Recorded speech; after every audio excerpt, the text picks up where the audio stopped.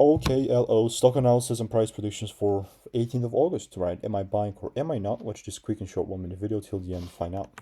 Ultimately, just overviewing Oklo Incorporated, I'll tell you one thing, and that one thing is that this is a very interesting setup for me. Not because, it's bearish or anything. Actually, it's quite the opposite. It's actually a very beautiful bullish market.